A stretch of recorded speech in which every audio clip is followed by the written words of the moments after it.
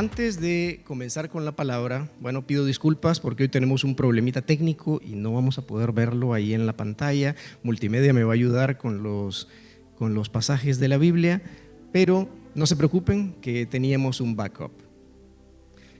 Antes de entrar en la palabra en sí, quiero hacer un pequeño comentario. Más bien como comentario, aclaración o algo que nos va a ayudar a entender mejor cuando nosotros leemos la palabra de Dios. Hace unos momentos cantábamos en la adoración Yeshua. ¿Okay? Hay personas que quizás nunca han entendido o nunca han leído acerca de lo que el nombre significa en sí, porque en las Biblias que nosotros leemos en español, nosotros leemos que el Hijo de Dios se llama Jesús. En realidad, esa es una transliteración al español de su nombre. Cuando José supo que María estaba encinta, él quiso dejarla secretamente, dice el Evangelio de Mateo. Pero se le apareció un ángel de parte de Dios y le dijo que no temiera recibir a María como su mujer, porque de lo que ella estaba encinta era del Espíritu Santo. Y aquí viene la palabra a la que quiero hacer referencia. Inmediatamente después de eso el ángel le dice, estamos hablando que es un ángel, un mensajero de Dios, hablándole al que iba a ser el padre terrenal del Hijo de Dios en la tierra. Le dijo, y le pondrás, leemos en la Reina Valera, y le pondrás por nombre Jesús, porque él salvará a su pueblo de sus pecados. Cuando lo leemos en español, no tiene todo el sentido que realmente está pasando en ese momento, o pasó en ese momento. Cuando leemos y cambiamos el nombre Jesús por el nombre Yeshua, entonces lo que está escrito en la palabra cobra un gran sentido. ¿Por qué razón? Si cambiamos el nombre Jesús y decimos, y le pondrás por nombre Yeshua, porque él salvará a su pueblo de sus pecados, Yeshua en hebreo significa Dios salva, o también significa la salvación de Dios. Entonces, ahora sí tiene sentido, porque si lo leemos con ese contexto, diría, y le pondrás por nombre Dios salva, porque él salvará. Entonces, eso es lo que nosotros cantamos cuando adoramos en el nombre hebreo del Hijo de Dios.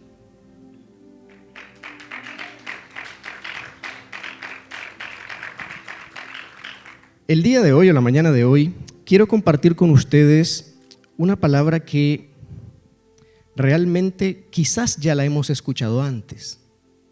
Quizás hemos escuchado este verso muchas veces porque este pasaje de la Biblia que se encuentra en el libro de Juan, capítulo 3, verso 16, es el verso más emblemático de todas las Escrituras. Muchos teólogos, predicadores, estudiosos de la palabra dicen que ese verso en sí es el Evangelio en miniatura. ¿Por qué?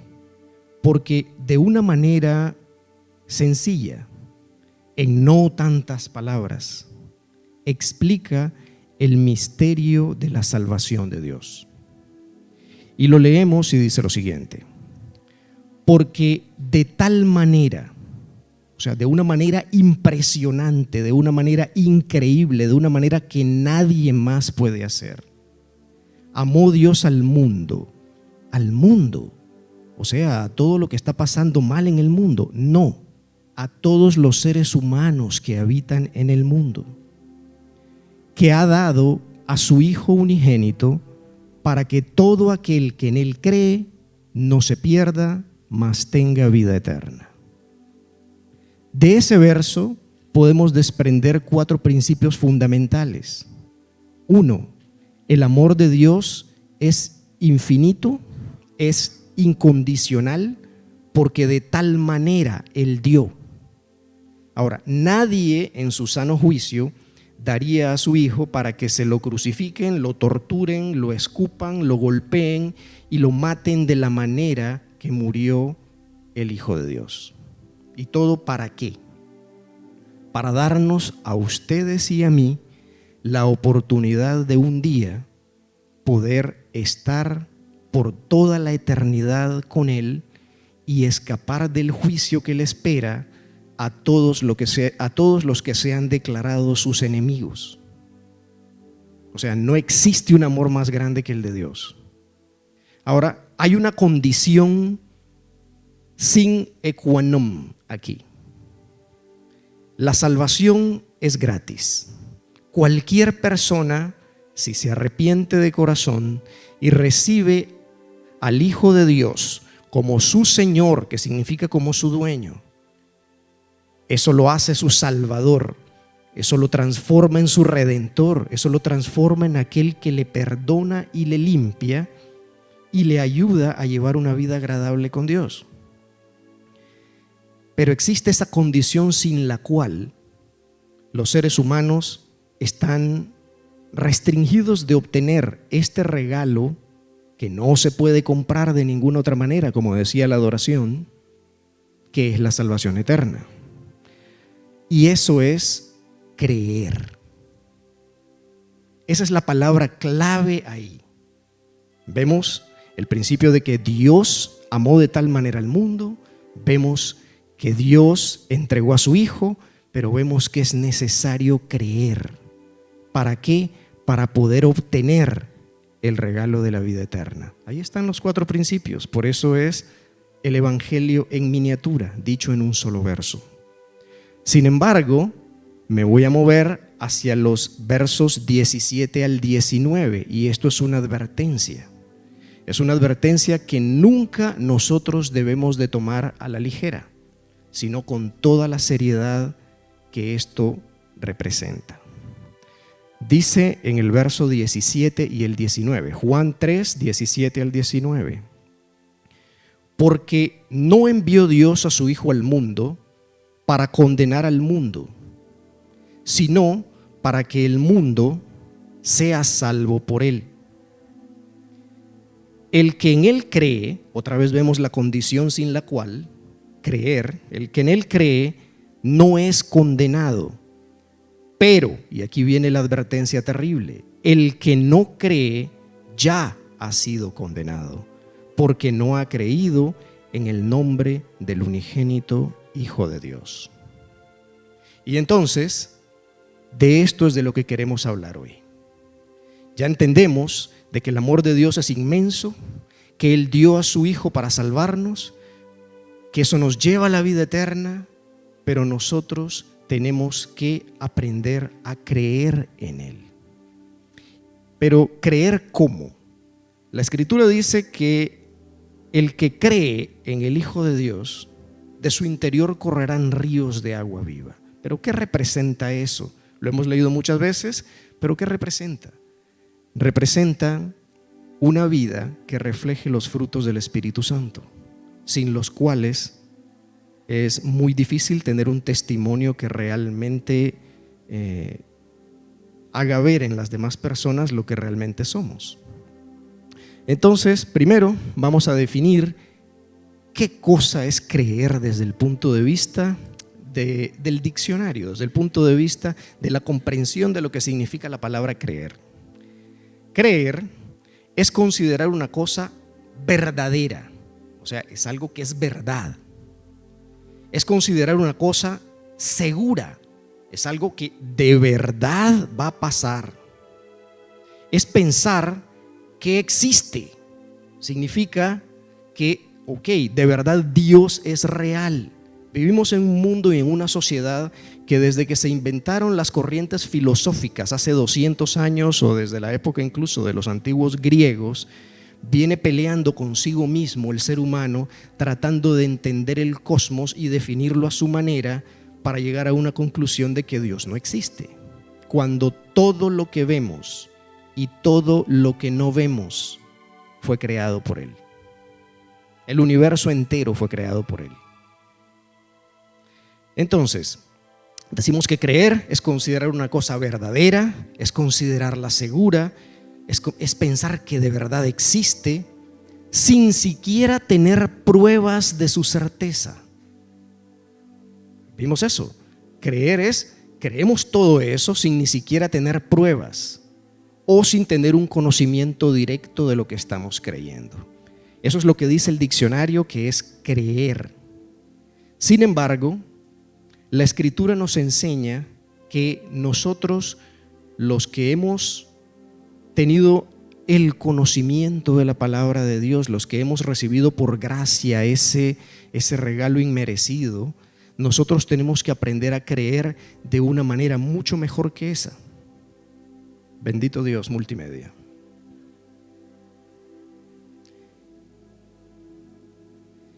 Entonces, debemos aprender a creer de una manera distinta. ¿De qué manera debemos aprender a creer? Debemos aprender a creer a como creen las personas de la Biblia. La palabra en la Biblia para creer es emuná. Emuná significa tener fe. Pero es tener fe, no solamente es decir, oh sí, yo creo que Jesús es el Hijo de Dios, yo creo que Él vino a morir a la tierra para pagar por mis pecados y, ok, perfecto, sigo viviendo a mi modo, entendiendo lo que es bueno y lo que es malo a mi manera, haciendo lo que yo quiero. Eso no es creer, no como dice la Escritura. ¿Por qué? Porque creer, a como dice la Escritura, es tener una disposición a movernos, a obedecer, a accionar en obediencia a Dios por medio de esa fe que tenemos. Eso es lo que representa dicha palabra. Entonces es más que solamente considerar que algo es cierto. Es porque considero y sé y tengo la certeza de que eso es verdad, de que Dios es real, entonces estoy dispuesto a obedecer lo que Él me pide que yo haga a través de su palabra. Y entonces ahí es donde está realmente el punto central de la condición sin la cual no podemos recibir lo que Juan 3:16 nos está diciendo. Continuando, vamos a leer en Hebreos unos pasajes que nos demuestran cómo en la antigüedad los héroes de la fe en la Biblia hicieron uso de esa fe correctamente. Dice, por la fe, Noé, cuando fue advertido por Dios acerca de cosas que aún no se veían, con temor preparó el arca en que su casa se salvase, y por esa fe condenó al mundo, y fue hecho heredero de la justicia que viene por la fe. Me voy a detener ahí. Estamos hablando de Génesis, ¿ok? Estamos hablando de que un hombre, Dios le da la revelación y le da la orden de que construya un arca para meter dentro del arca a todas las especies animales, porque va a haber un diluvio que va a inundar la tierra. El hombre pasa construyendo esa arca por un espacio de tiempo muy largo, cientos de años, porque se imaginan las dimensiones de un barco de esa naturaleza, hecho con madera, no con talleres industriales ni metalúrgicos como existen hoy en día. Entonces, sino que tallando madera. En ese entonces, sobre la tierra no había habido siquiera una gota de lluvia, porque dice Génesis que subía un vapor desde la tierra, que era como un rocío que prácticamente regaba toda la vegetación que existía. Entonces, ¿se imaginan ustedes cómo la sociedad de ese tiempo habrá dicho que este hombre estaba loco? Sin embargo, cuando comenzó a llover y la puerta se cerró y el ángel la trancó, nadie más pudo entrar en ella. Esa es la fe de la que estamos hablando. También vemos otro ejemplo en Abraham. Abraham, dice, por la fe Abraham, siendo llamado por Dios, obedeció para salir del lugar que había de recibir como herencia y salió sin saber a dónde iba. Entonces estamos viendo de que Abraham, uno de los padres de la fe, Dios tiene este mensaje de parte de Dios, que deje a su familia, que deje a sus parientes, porque están practicando la idolatría, que se vaya de esa tierra con todas sus cosas y se vaya a una tierra que Dios le va a mostrar, pero no le dice dónde. Él simplemente le cree a Dios, empaca sus cosas, recoge todos sus camellos, ovejas, cabras y todo su ganado y su gente que tenía empleados por él, y se los lleva a través del desierto con rumbo desconocido. Para que tengan una idea, cuando Abraham recibe este mensaje de parte de Dios, él habitaba en Ur de los Caldeos. ¿Dónde es eso? Eso es Irak. Se cruzó el desierto de Irak para llegar hasta donde está Israel. Y Dios le muestra que esa es la tierra que él va a heredar y que su descendencia, esa es la tierra que va a heredar. Se necesitaba fe para agarrar todas las cosas y salir en caravanas con rumbo completamente desconocido. Bueno, de esa fe es de la que estamos hablando, la que nos hace creer, estar seguros, y porque creemos y estamos seguros, entonces por eso tomamos un rumbo de acción. Continúa diciendo el libro de Hebreos: ¿y qué más digo?, dice el escritor, pues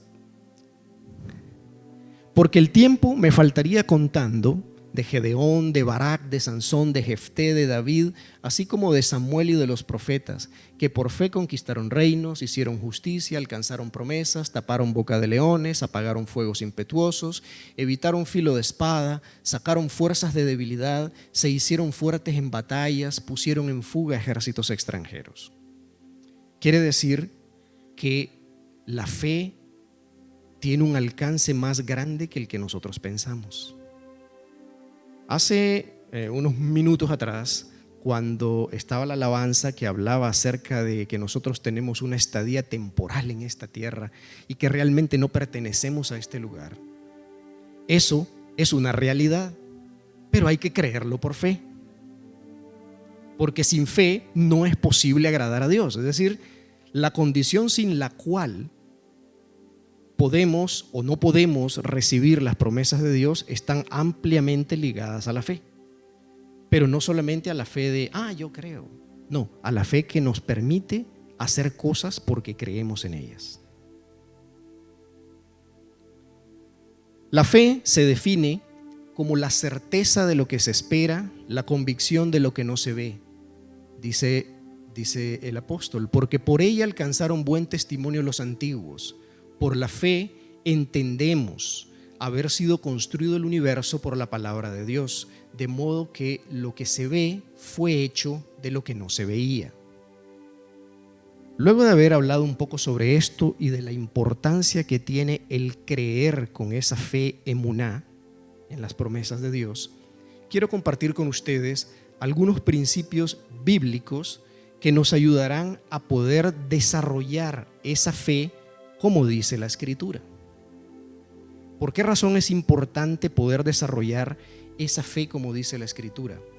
No solamente porque sin la fe no podemos agradar a Dios, sino también porque lo que hace que una persona que nunca ha escuchado del Evangelio de Salvación, del Hijo de Dios o de la Biblia, o que quizás ha escuchado pero lo rechaza, la única Biblia que van a leer es cómo me porto yo y se portan ustedes. Y eso es lo que puede hacer un clic y preguntar: ¿por qué haces esto? ¿Por qué eres así? Y entonces esa es la pregunta que abre la posibilidad para poder compartir aquello que Jesús le dijo a sus discípulos: vayan y hagan discípulos a todas las naciones, bautizándolos en el nombre del Padre, del Hijo y del Espíritu Santo, enseñándole que hagan ¿qué? Lo que dicen los dogmas de un sistema religioso. No, enseñándoles que hagan todas las cosas que yo les he mandado. Y entonces, y eso es un sí y solo sí, como dice la lógica matemática, y entonces yo estaré con ustedes hasta el fin del mundo. Amén. Siempre y cuando se enseñen las cosas que Él mandó. ¿Y cuáles son las cosas que Jesús mandó? Están en los evangelios. si nosotros leemos el Sermón del Monte en Mateo, si nosotros leemos todos los encuentros que nuestro Señor Jesús, Yeshua de Nazaret, tuvo con cada uno de los líderes religiosos de su época, cada uno de esos pasajes tiene una lección que aprender. Cada uno de esos pasajes tiene una enseñanza para nosotros, para las generaciones del pasado y para las generaciones futuras. Porque cada una de ellas refleja la manera de responder del carácter de Dios. Y ese es el carácter que nosotros estamos llamados a imitar. ¿Es fácil?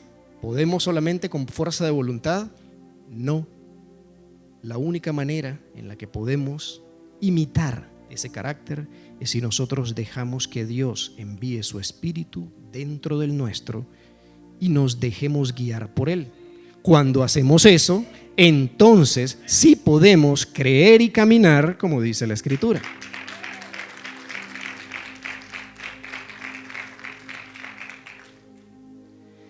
Los principios a los que quiero referirme van en el siguiente orden. Y el primero es poner nuestra mirada, y estoy hablando no de nuestra mirada física, porque eso puede ser engañoso. Es decir, alguien me puede decir, bueno, pongamos ahí una estatua de un crucifijo y pon tu mirada ahí. Bueno, primero, ese no es Él. Él ni siquiera luce así.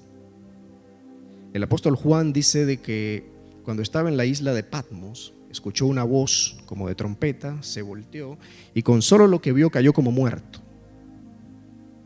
Porque estaba alguien similar al Hijo del Hombre. El término Hijo del Hombre es el término con el que Jesús se autodenominó, y ya sabemos que el Hijo del Hombre es el personaje divino, profético de la profecía de Daniel, que menciona al unigénito Hijo de Dios, al Mesías de Dios. Entonces, cuando se volteó el apóstol Juan, cayó como muerto, con solo la impresión de lo que se llevó, de un Yeshua en su gloria completa.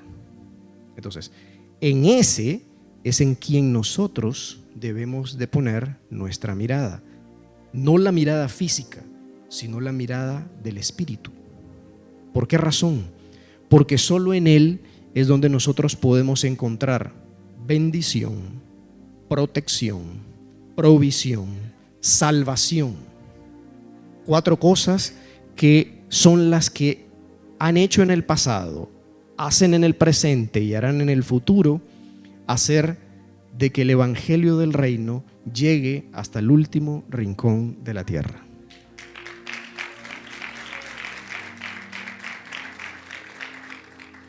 Entonces, poniendo nuestra mirada en el unigénito Hijo de Dios, ¿qué nos dice la Biblia con respecto a esto? Por tanto, cuando leemos por tanto, esa es otra condición de algo que va a pasar.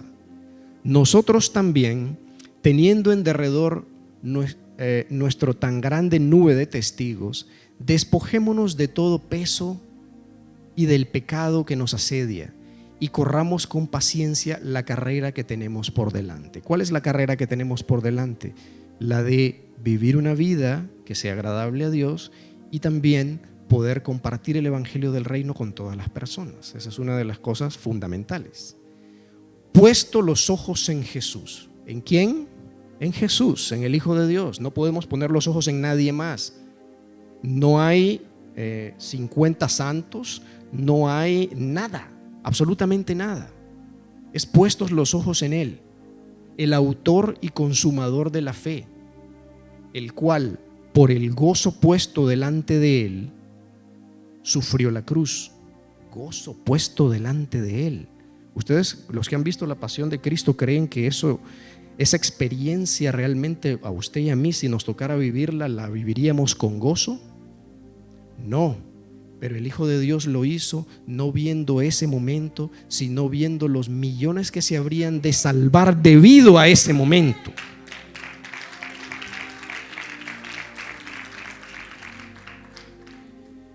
Puesto los ojos en Jesús, el autor y consumador de la fe, el cual por el gozo puesto delante de Él sufrió la cruz, menospreciando el oprobio, todos los insultos y todo lo que le hicieron, y se sentó a la diestra del trono de Dios. ¿Y cuál es la promesa? Él dijo: en donde yo voy, ahí quiero que ustedes también vengan. Claro, está la condición: creer de la manera que Él enseñó a creer. En otro pasaje escritural, Él le dice a sus discípulos cuando les estaba enseñando, cuando aún estaba con ellos: yo soy la vid y vosotros los pámpanos. Entendamos, le está diciendo: yo soy la planta de la uva y ustedes son las ramas. Los que han visto cómo luce un viñedo se van a dar cuenta de que en cierta etapa del año solamente es el tronco, eso es la vid. Pero cuando hay riego, abono, etcétera, comienzan a brotar las ramas de donde salen los frutos de las uvas. Pero cuando no está en esa temporada, básicamente estamos viendo un tronco pegado al suelo. Entonces le dice: yo soy la vid y ustedes los pámpanos. El que permanece en mí, o sea, el que permanece pegado a la vid y yo en él, lleva mucho fruto, porque separados de mí nada podéis hacer. Por esa razón es que nosotros tenemos que poner nuestros ojos espirituales en el Hijo de Dios, no en denominaciones religiosas o en líderes o en celebridades religiosas, etcétera, porque ninguna de esas cosas nos van a llevar a dar los frutos del Espíritu que Dios quiere que demos. Y por consecuencia, entonces nos vemos restringidos de poder recibir las promesas que Dios hizo en su palabra. Nuestros ojos tienen que estar puestos en el Hijo de Dios. El segundo principio es aprender a tener temor de Dios. Y aquí quiero hablar un poquito acerca de esto. ¿Qué cosa es tener temor de Dios? Bueno, no es lo mismo que tener horror de Dios o miedo de Dios. Dios no es un Dios de miedo. Dios es un Dios de amor y misericordia. Sin embargo, también es un juez justo y le va a pagar a cada uno conforme a las cosas que hayamos hecho. Entonces, tener temor de Dios es tener el respeto y la reverencia a Dios, entendiendo primero quién es Él y luego portarnos como Dios nos aconseja que nos portemos, sabiendo de que las 24 horas del día y los 365 días del año nos está observando. Y no nos está observando por encima, nos está observando nuestro comportamiento, lo que sentimos, lo que pensamos, lo que decidimos, lo que maquinamos, lo que nadie ve, lo que haces en público y lo que hacemos en privado. En otras palabras, ese es Dios. Nadie está exento de ello sobre la faz de la tierra. Dios nos ve como si nos viera a través de una pantalla de rayos X, todo, cuerpo, alma y espíritu. Entonces, aprender a tener el temor de Dios es fundamental, porque si nosotros no tenemos temor de Dios, nos pasa como le pasó a Adán y Eva. En el momento en que la serpiente les dice: no morirán, en el momento que les dice: ustedes van a ser igual que Dios, sabiendo el bien y el mal, coman de este fruto que está buenísimo, ustedes van a ser sus propios dioses. ¿Qué es lo que ocurre? ¡Bam! Cometen el pecado. Entonces ellos creyeron en el engaño de esta entidad maligna y, bueno, ya conocen el resto de la historia. Cada vez que los seres humanos han tratado de definir lo que está bien y lo que está mal, todo termina en hambre, plaga, muerte, guerra y miseria.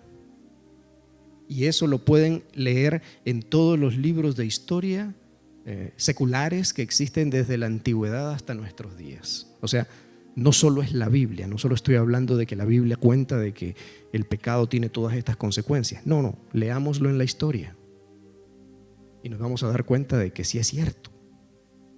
Entonces, nosotros, si somos personas que estamos dispuestos a creer como dice la Escritura, en el unigénito Hijo de Dios, debemos de aprender a desarrollar y a tener ese temor de Dios. ¿Por qué? Porque eso nos va a ayudar a que nosotros no caigamos tan fácilmente en las trampas que el enemigo de Dios nos va a ir poniendo en el camino. Hoy en día no tenemos una estatua enorme en la que se hagan sacrificios humanos, pero hoy la sociedad crea toda clase de ídolos entre las celebridades, entre los influencers, entre todo lo que las plataformas de los medios de comunicación le ofrecen al resto del mundo. Así que sí, pero hoy no estamos tirando niños en el fuego ante Baal. Sí, pero se abortan millones de niños en las clínicas, que prácticamente la función y el concepto es el mismo. ¿Por qué? Porque no hay temor de Dios. Pero nosotros, como personas que sí creemos en el unigénito Hijo de Dios, tenemos que aprender a desarrollar y a vivir en ese temor de Dios. Dice la Biblia: mirad, y esto es una advertencia, que no desechéis al que habla, porque si no escaparon aquellos que desecharon al que los amonestaba en la tierra, mucho menos nosotros si desecháremos al que amonesta desde los cielos. Ok, cuidado, hay que tener temor de Dios. Si no escaparon aquellos a quienes los profetas y a quienes los enviados de Dios les advirtieron y no hicieron caso, mucho menos nos vamos a escapar nosotros si no le ponemos atención al que nos amonesta desde los cielos a través de la Biblia. ¿Ok? La voz del cual conmovió entonces la tierra, pero ahora ha prometido diciendo: aún una vez, y conmoveré no solamente la tierra, sino también el cielo. Y esta frase, aún una vez, indica la remoción de las cosas movibles como cosas hechas para que queden las inconmovibles. Explicó esto: el que amonesta desde los cielos es Dios.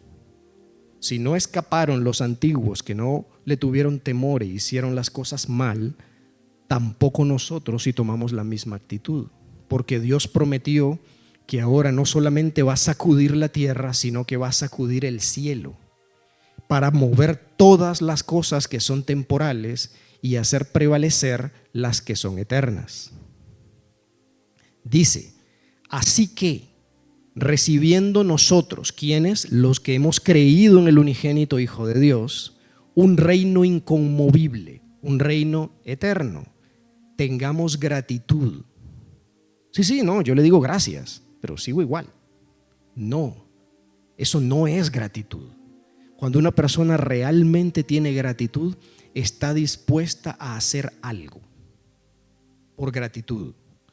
Así que, recibiendo nosotros un reino inconmovible, tengamos gratitud y mediante ella sirvamos a Dios. O sea, que la gratitud nos lleva a servir a Dios. ¿De qué manera? De muchas maneras. Pero inmediatamente la verdadera gratitud nos hace hacer algo para expandir el reino de Dios, agradándole con temor y reverencia, porque nuestro Dios es fuego consumidor. Debemos entender eso. ¿Dios tiene un amor infinito? Sí. ¿Dios tiene una misericordia infinita? Sí. Pero va a llegar un momento en el que va a poner las cartas sobre la mesa. La pregunta es: ¿nosotros qué debemos hacer? Dejar que Él nos moldee, nos cambie, nos use y nos salve de lo que ha de venir sobre la tierra. Tercer punto o tercer principio para poder creer como verdaderamente dice la Escritura es estar dispuestos a arrepentirnos y a obedecerle. Eso es fundamental. Ya vimos, tenemos que estar pegados a Jesús. Tenemos que tener temor de Dios.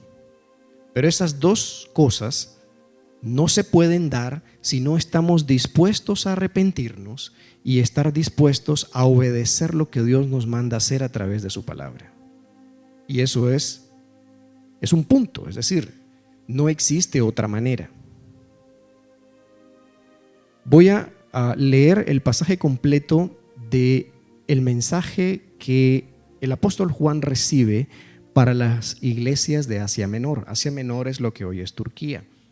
Estas iglesias eran las asambleas cristianas del primer siglo, a los cuales Dios les envía este mensaje, pero cada una de ellas representa para nuestro tiempo un modelo de los tipos de congregaciones o de los tipos de iglesias cristianas que habrán en el mundo hasta el tiempo del fin. Esta iglesia en particular tiene varias características que son muy similares a cómo está la iglesia hoy en día, sobre todo en los países en donde, no hay persecución, en los países en donde hay comodidades, en los países en donde hay libertad religiosa, en los países en donde hay una bonanza económica, digámoslo de esa manera. Y entonces, ¿qué es lo que le dice Jesús a esta iglesia? Le dice: y escribe al ángel de la iglesia en la Odisea. Muchas personas aquí debaten acerca si esto es un ángel o esto es un mensajero. Lo que ocurre aquí es que hay muchos ángeles que cumplen las dos funciones. Es decir, son ángeles espirituales ministradores del trono de Dios, pero también llevan mensajes a la tierra. En este caso, cuando se escribió esto, que fue escrito originalmente en griego, me tomé la libertad de buscar la etimología y la comparación de este pasaje en el griego koiné del apóstol. Dice, ángel, la palabra ángel que aparece ahí en español realmente era la palabra ángelos del griego. Y eso, dependiendo del contexto de lo que se está diciendo, puede tratarse de un mensajero espiritual o puede tratarse de un mensajero humano. En este caso, esto al parecer habla de un mensajero humano, porque el mensajero humano era el apóstol Juan, que tenía que llevarles ese mensaje a ellos. De hecho, la historia dice de que él, después de un largo exilio en la isla de Patmos, él fue liberado y fue precisamente ¿a dónde? A esas 7 iglesias, a llevar el mensaje de la revelación que había recibido de parte del Hijo de Dios. Entonces, continúo con el versículo. Dice, y escribe el ángel de la iglesia en la Odisea. He aquí. Cada vez que leemos he aquí, esto significa esto es cierto. He aquí el amén, el testigo fiel y verdadero, el principio de la creación, dice esto. ¿Quién es el amén? ¿Quién es el testigo fiel y verdadero? ¿Quién es el principio de la creación? Bueno, la Escritura nos enseña de que el Hijo de Dios es el Verbo de Dios, mediante el cual fueron creadas todas las cosas. O sea, es el Hijo de Dios hablando. Esto no fue, Juan aquí fue solamente el que transmitió el mensaje, nada más. Pero aquí es Jesús hablando directamente. Y no el Jesús de 40 años atrás, que estaba en la tierra.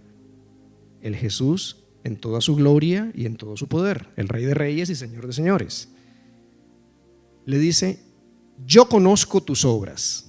Uy, papito. O sea, él sabe todo lo que yo hago, ¿sí? Él sabe todo lo que yo pienso, ¿sí? Ahí. Le dice, que ni eres frío ni eres caliente. La persona fría es el que está alejado de Dios, la persona caliente es la que está en el fuego del Espíritu adorando a Dios y sirviendo a Dios. El que está tibio es el que está en medio. Ojalá fueses frío o caliente, por cuanto eres tibio y no caliente, te vomitaré de mi boca. Uy, a ver, ¿qué es lo que le está diciendo Jesús a esta iglesia que se parece a la iglesia de nuestro tiempo? Ahí, dice, porque tú dices, ¿quién dice? Tú dices, o sea, los seres humanos de esa congregación dicen, yo soy rico. Claro, esa iglesia estaba en uno de los puertos de Asia Menor, de Turquía, con gran auge comercial y había mucho dinero. Yo soy rico y me he enriquecido. O sea, era una iglesia que tenía mucha plata. Y de ninguna cosa tengo necesidad. ¿Se parece a algo a la estructura religiosa de hoy en día? Yeah. Y no sabes, le dice Jesús, que tú eres un desventurado, miserable, pobre, ciego y desnudo, espiritualmente hablando. Ay. Por tanto, le da la solución. Te aconsejo que de mí compres oro refinado en fuego para que seas rico. En otras palabras, lo está mandando a hacer tesoros en el cielo. Y vestiduras blancas para vestirte. Hay que volver a la santidad. Sin santidad no se puede ver a Dios.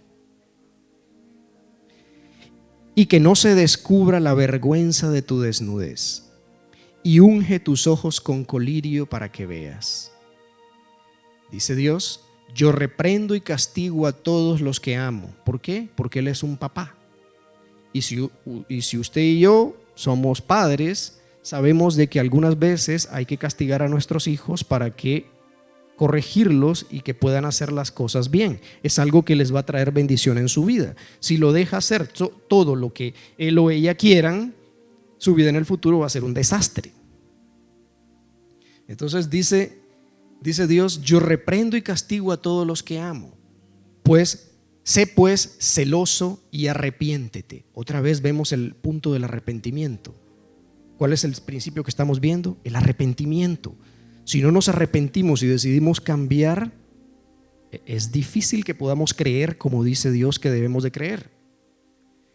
Ahora viene una promesa y una advertencia. Dice, he aquí yo estoy a la puerta y llamo. O sea, Jesús está a la puerta y llama. ¿A la puerta de quién? ¿De los incrédulos que lo han rechazado y que no creen en nada? No. A los cristianos que dicen que eran de X y Y maneras, a quienes está amonestando.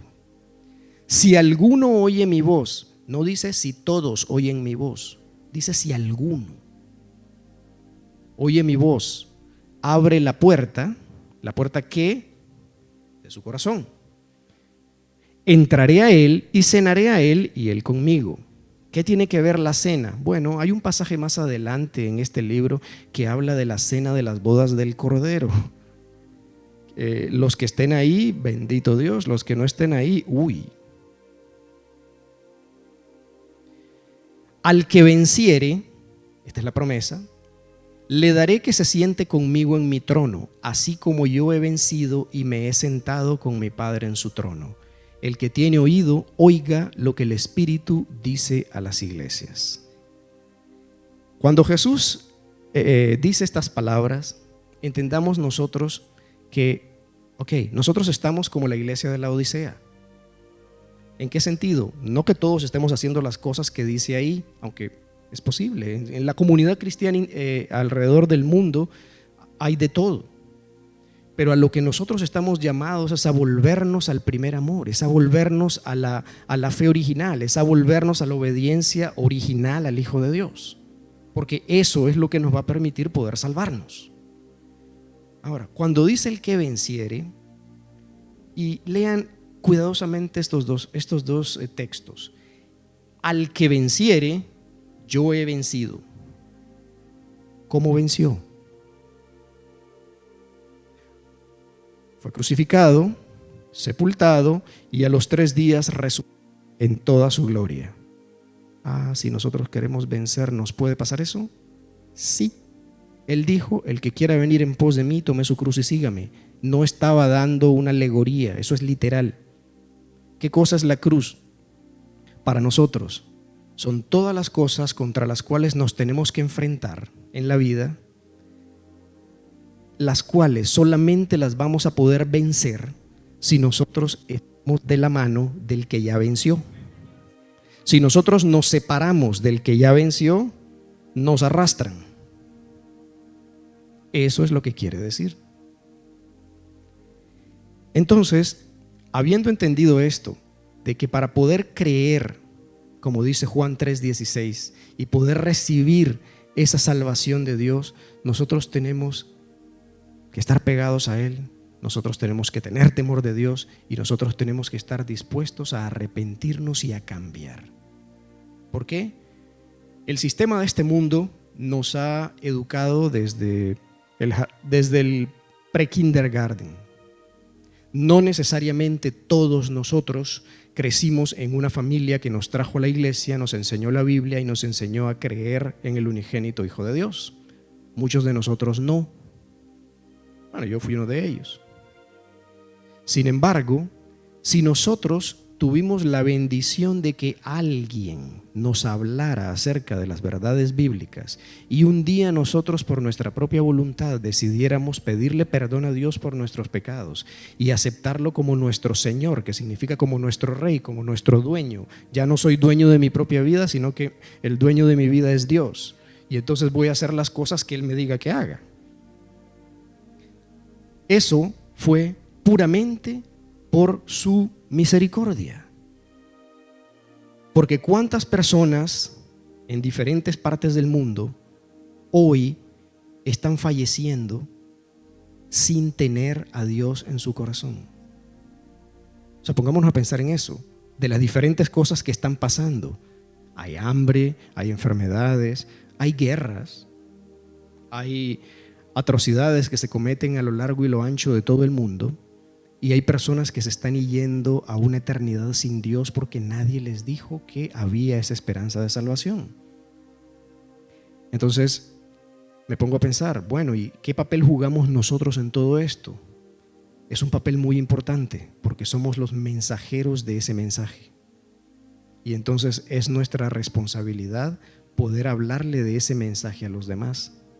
Nosotros, en este sistema, en esta sociedad que cada día le llama bueno a lo malo y malo a lo bueno, porque tiene los valores completamente invertidos debido a que el príncipe de este mundo es quien los controla, nosotros tenemos una labor titánica que jugar con nuestra propia familia.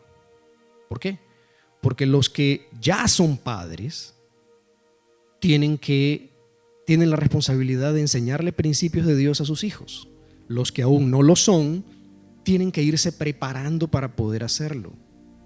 El sistema de este mundo tiene la plata, las influencias, el poder y toda la intención de hacer que la siguiente generación y la que le sigue y la que le sigue y la que le sigue esté completamente entregada a un sistema completamente sodomita. ¿Quién lo puede detener? Bueno, obviamente no los políticos de turno. Obviamente eso lo puede detener Dios a través de nosotros mismos. Si nosotros tenemos la apertura de poder hablar con nuestros hijos, aconsejar a nuestros hijos, decirles cuáles son las verdades de Dios versus lo que está pasando en el resto del mundo y en su sistema, para que ellos a su vez no solamente puedan ser protegidos y preservados, por eso es que somos sal, porque la sal preserva, sino también porque ese principio ellos lo podrán transmitir a la generación que sigue y entonces no van a caer presa de toda la inmoralidad que está pasando en todo el mundo. Jesús dijo estas palabras que están resumidas en una sola oración, pero que para nosotros significan mucho. Si me amáis, guardad mis mandamientos. Es decir, si nosotros no guardamos las enseñanzas de Jesús, y guardar significa aprenderlas, practicarlas, obedecerlas. Si nosotros no guardamos las enseñanzas de Jesús en nuestra vida, en nuestra casa, con nuestra familia, con nuestros hermanos en la iglesia y se la compartimos a otra gente, realmente no amamos al Hijo de Dios. Es lo que está diciendo ahí. Si realmente le amamos, nosotros tenemos que actuar en esa fe emuná, que es la fe que nos hace hacer algo. Y entonces, de esa forma, si nosotros conservamos en nuestra casa y en nuestras vidas los 3 principios que les acabo de compartir, tengan la seguridad de que tendremos el respaldo de Dios, porque Dios no miente, Dios no mintió, Él no es hombre para mentir. Y de esa forma podremos entonces no solo salvarlos nosotros, salvar nuestras generaciones, sino llevar el más increíble mensaje de salvación de todas las edades a todas las personas con las cuales nosotros tengamos la oportunidad de platicar. Les invito a ponerse de pie. Antes de concluir, me gustaría invitar, si hay alguien que nunca ha recibido al Señor Jesús en su corazón y si quiere...